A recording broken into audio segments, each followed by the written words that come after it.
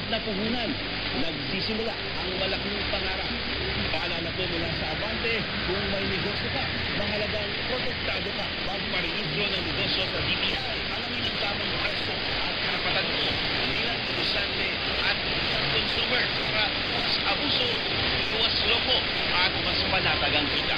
Isang paalala mula sa Abante, kasama mo sa pag-asenso.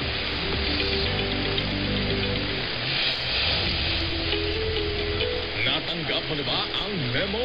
Magandang umaga mga kababayan. Maghahatid ng mahalagang impormasyon sa sambayanang Pilipino.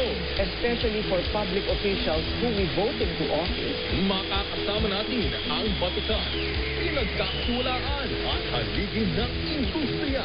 Corina Sanchez Rojas. Memo, 8 to 9 a.m. Monday to Friday. Simulcast on Philippine News Channel. At mapapakinggan rin sa Mellow 947 BFM. Best friend mo. Dito lang sa Abante.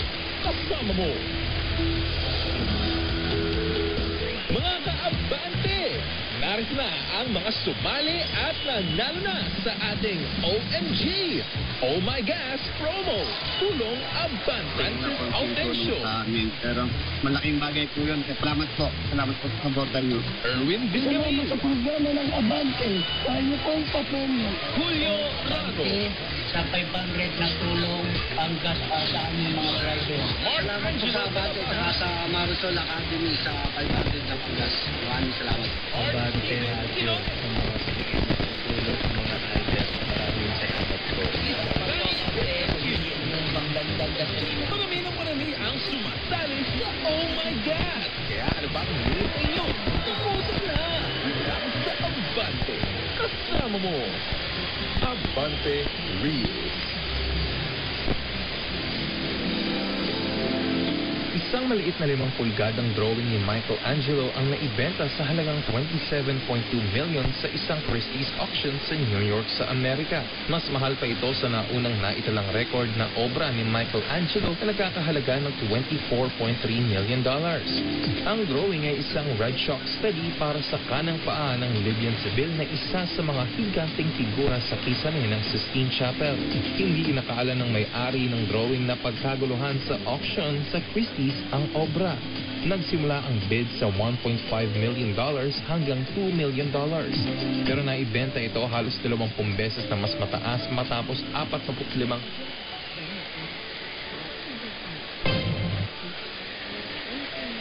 Abante, abante, abante, abante, abante!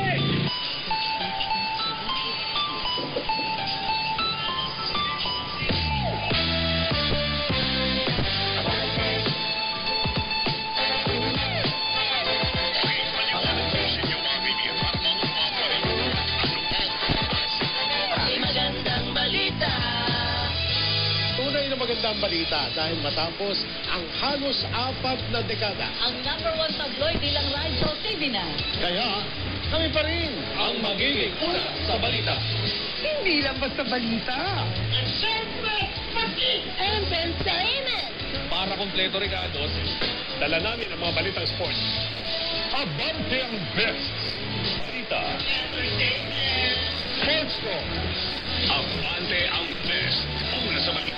Entertainment. Sports to.